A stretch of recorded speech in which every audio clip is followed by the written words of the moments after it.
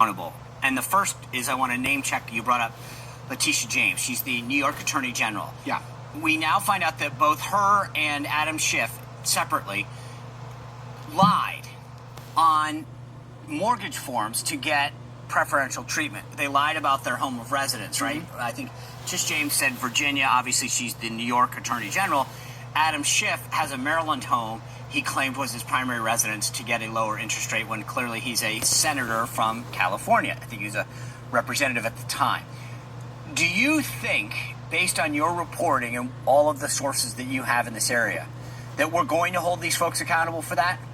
It's hard to know, but I feel much more encouraged now. It feels like people are getting very aggressive on this, and I think that people are understanding that part of MAGA, one of the essential components of it, it's not just that we're going to close the border and we're going to rip up NAFTA and fix global trade and we're going to get out of foreign wars. There's an element of promises made, promises kept. And I think the Epstein saga was really interesting because I always had low hopes that we'd get a lot of clarity on that. But I think really what the base punished the Trump administration for, at least online, was that we were given the impression pretty clearly that we're getting the Epstein files part 1, and that means there's going to be a part 2. There's no part 1 without a part 2, and part 1 kind of nothing in it, and then they wouldn't release any more, and that's when people got outraged. I think they understand promises made, promises kept, and what were we promised? We were promised justice. We were promised people were going to get held to account. We were promised that they were going to restore law and order.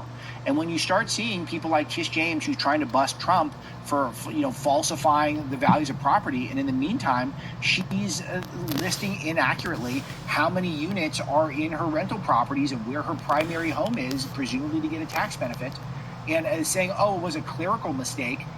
None of that makes any sense to me, and she should be held to account.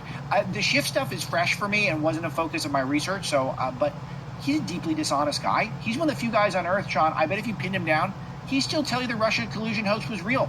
He's clinging to it. He believes it. He really believes Russia tried to rig that election, despite everyone telling us they didn't. So I'm all for all the aggression necessary so long as it's legal.